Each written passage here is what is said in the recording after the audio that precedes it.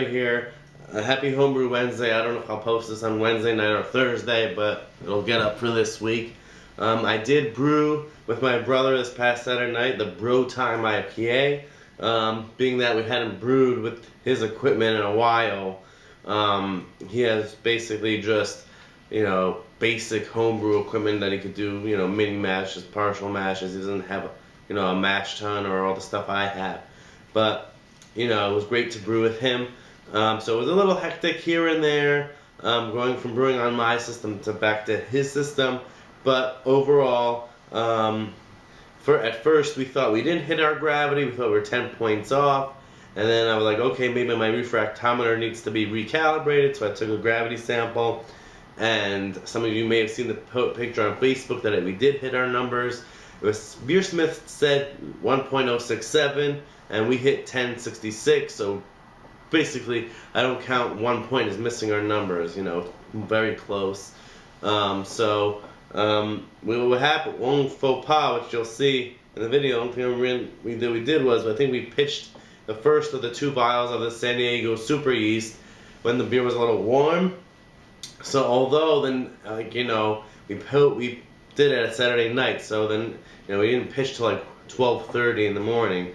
So, but when I woke up the next day, there was a few bubbles, you could see, starting to ferment a little bit. But, I wanted to wait to see what would happen until before pitching the second vial of yeast. I didn't want to pitch both vials of yeast and then, have off flavors from pitching all the yeast before the beer cooled down in my parents' basement where we brew. So we pitched, this before it would have been, even before it was 12 hours later, we pitched a second vial of yeast, and then slowly but surely throughout the day before I left to come back to New York, we could see that a krausen was starting to form. And then the next day, my brother John called me and said that the fermentation was going nuts.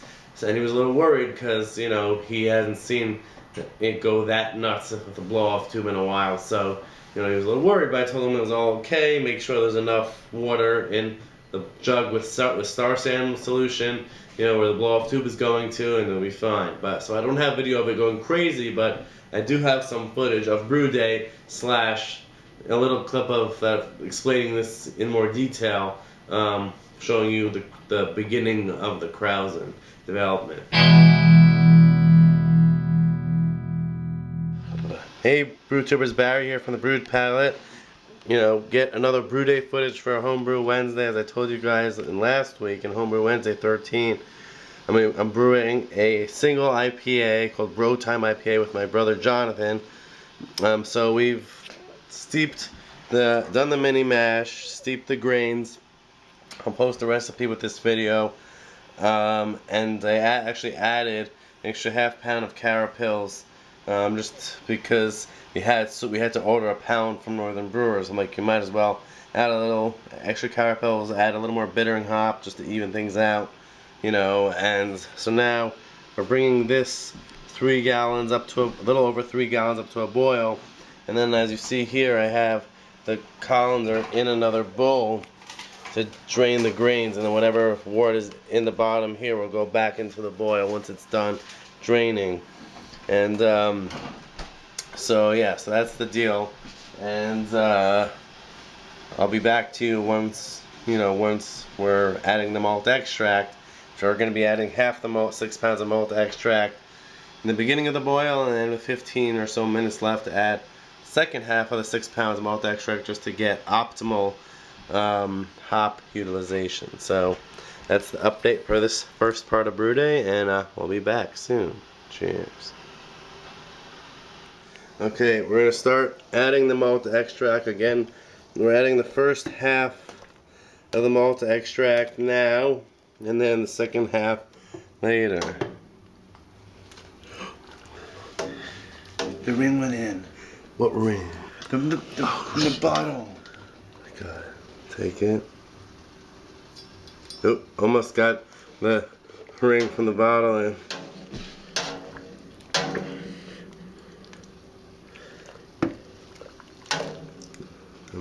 Still more. Again, we're stirring it to make sure that none of it burns on the bottom.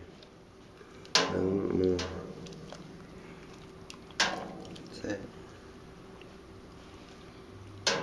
Alright, so we have, as you see here, about half the malt extract in.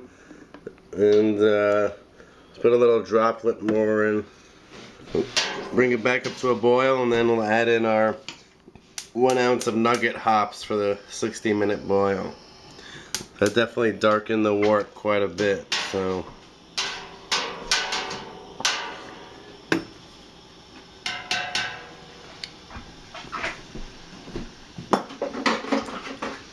I don't know if you guys can see, so we're at about the 4-gallon mark on the pot, so it should be enough to boil off. And then we have 3 more gallon jugs of water to add once we cool the wort down with ice in the sink. So, alright, so we'll be back for the 60-minute hop drop. And all these hops again are from YakimaValleyHops.com. Alright guys, so we have here our ounce weighed out of nugget hops, beautiful smelling. These are actually pretty high for a nugget. They're 14.7% alpha acid, so I was going to up the hops, but then I put it in Beersmith. I was going to put up the amount of bittering hops, but then I put it in Beersmith and it was shooting the IBUs too high. So we're going to be putting it in at just an ounce. And as you can see, we have a nice amount of hop rake and the boil's rolling pretty well. So let's just drop in the ounce of hops. And since we're not going to use a hop bag, but because we're going to strain out it all later, so yeah, so luckily we didn't have a boil over there. You can see that it kind of caused it to foam up a little bit, but we have more than enough headspace, about 1 gallon of headspace in here to make sure that that doesn't happen. So that's the 60-minute hop drop of an ounce of nugget. We did order these from YakimaValleyHops.com. Got a pretty good deal. So if you're looking for great prices on hops, not only from America but from all over the world, Yakima Valley Hops is a great place to go to. Even if you're not sponsored by them, these hops will be actually paid for. So we chose to order our hops from Yakima Valley and the rest from Northern Brewers. So both of those sites are really good to shop at for all your homebrewing needs. Alright, so we'll be back with the next hop drop. And keep on brewing. Cheers. Alright guys, so we're here for the 15-minute edition. And I brought my hop bag with me, my fine mesh hop bag, or probably nylon actually, or polyester, one of the two. So this is a ½ ounce of amazingly smelling Citra and a whole ounce of Amarillo hops. Both from YakimaValleyHops.com, from the 2013 crop, so really great smelling.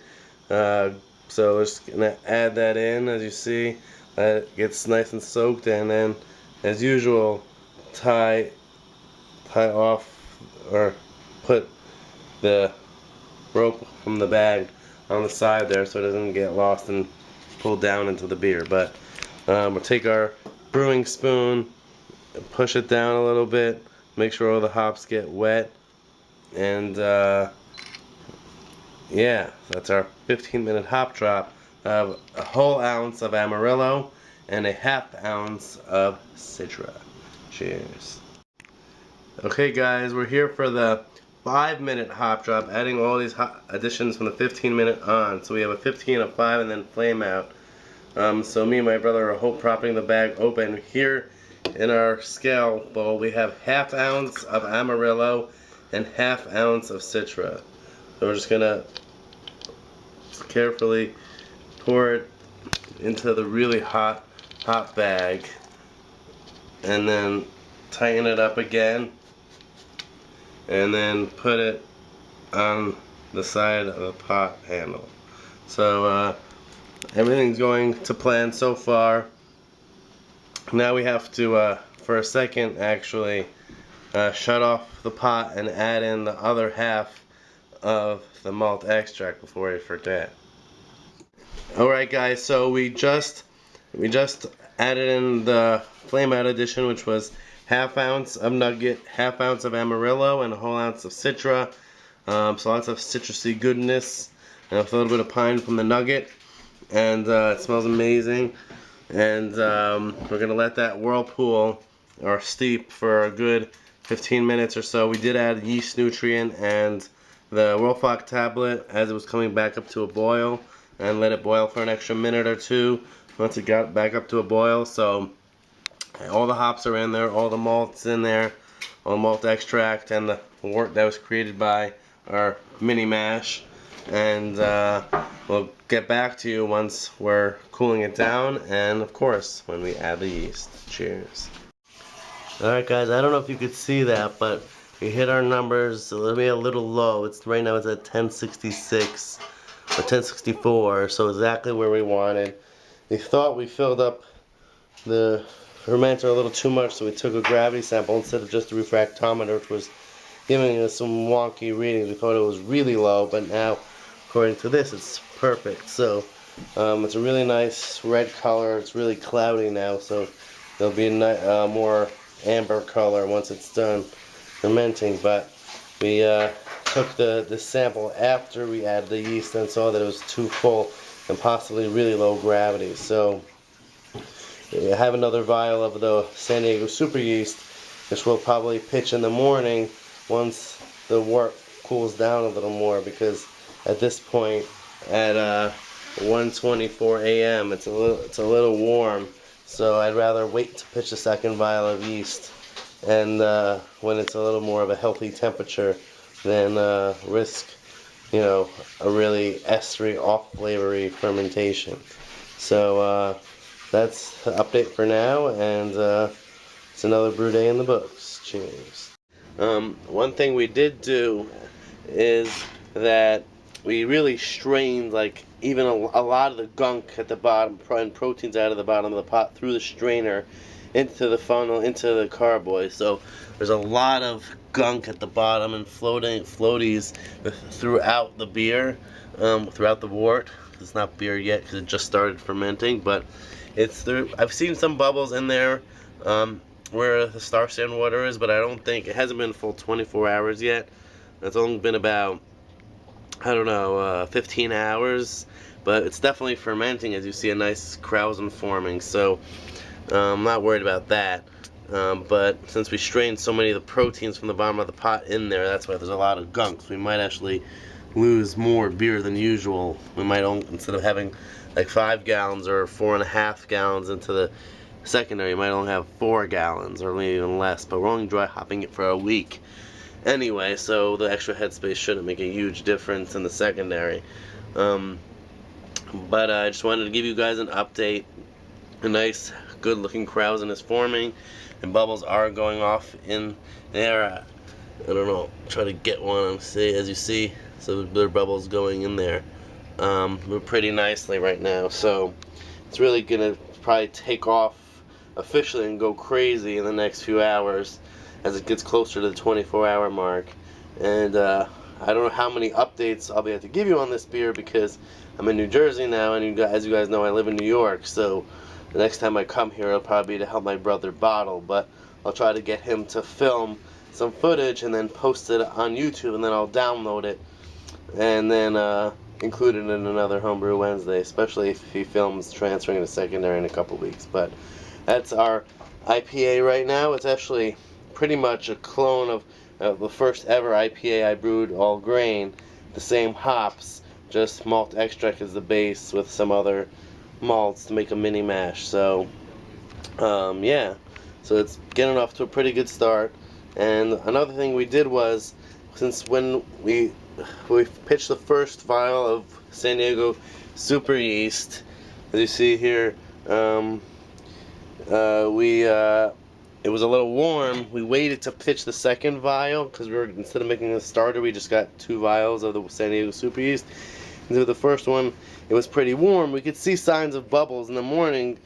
I mean, later, when, a few hours later, because we pitched really late at night, we could see bubbles. So we knew that the first packet, started to work. But since we wanted it to be a healthy fermentation, we didn't want to punch all our yeast and then not get a healthy ferment. So we waited till, it had already been in the fermenter for about 10 hours or so, and then we pitched the second vial of yeast, and because we knew it was at a good temperature, and now it's fermenting at about 70 degrees. So as you see here on the thermometer, so it's a perfect temp for it to ferment at.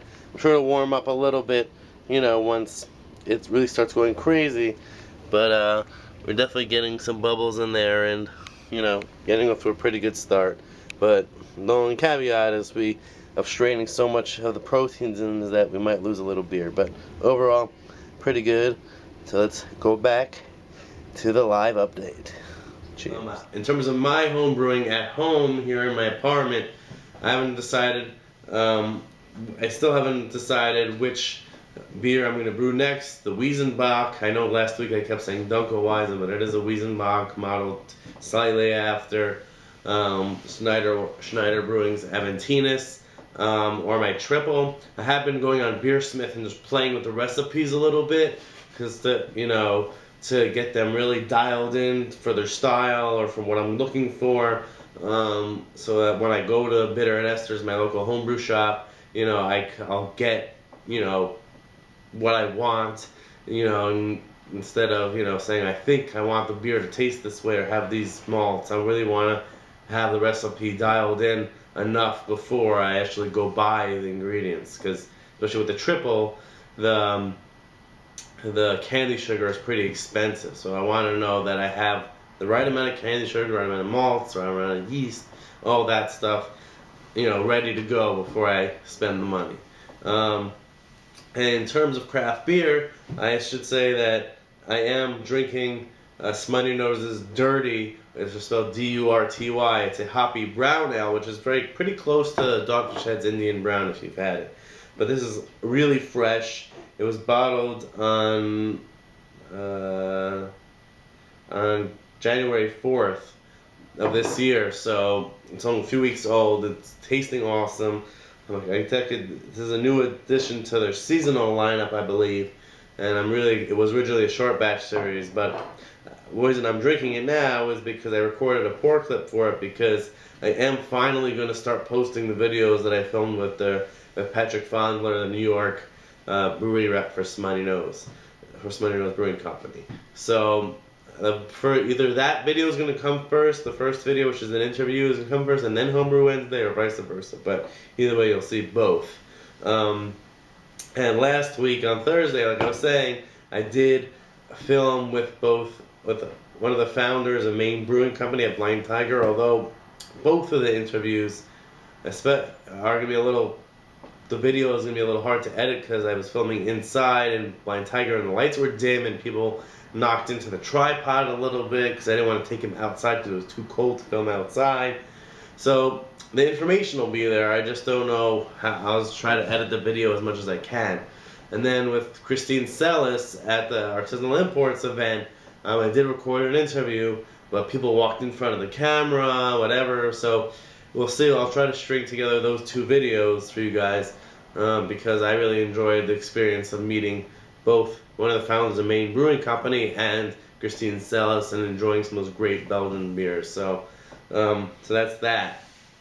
Otherwise, I did hit 200 subscribers, so I want to thank all the people who have been slowly subscribing as I've been posting more homebrewing videos and other beer-related videos over the past few months, since I really dipped my feet back into the blogging world and homebrewing, obviously.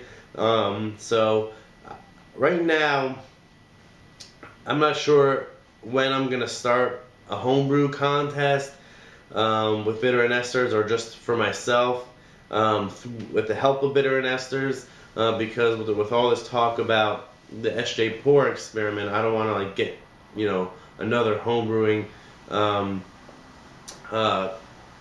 contest involved yet, and with the Zippy Smash Off. So I'm gonna think of when's the right time to plug a homebrew contest with Bitter Nesters, just to make it convenient for you guys. Maybe I'll do one with the New York homebrewers first, and then with you guys, or whatever. We'll see.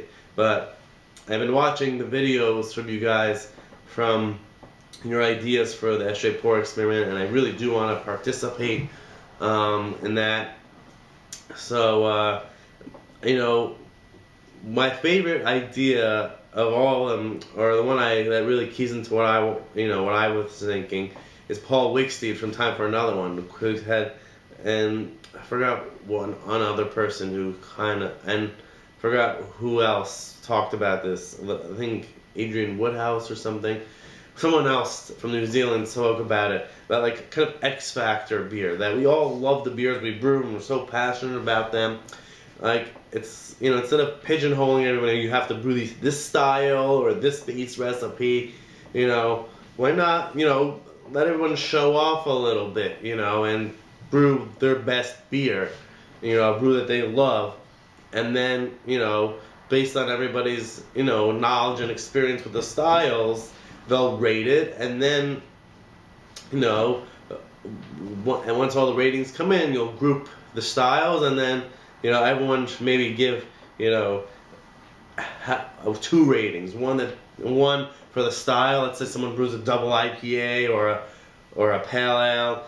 Say how, 1 to 10, how good was it from the aroma, the taste, the appearance for a pale ale or IPA, and then an enjoyment rating. So at the end, there'll be a few winners for the few styles that are brewed, and then a BrewTuber's choice for second and third winner. So it'll just be a good way for everyone to not say, oh, I have to spend money on this to brew this style or whatever. It'll say, I can afford this, and this is what I want to brew to show off how good of a brewer I am or how creative of a brewer I like to be, and that'll be it. So that's my 2 cents for that. But I guess you guys can give me feedback on what you think of that. So again, happy Homebrew Wednesday. A lot coming up on the Brewed Palate, craft beer and homebrewing. So I hope to continue to share with you guys. Cheers, and again, thank you for subscribing and all the support. I love chatting with you guys on Facebook, etc., etc. It's been an awesome ride, and I can't wait for more. Cheers.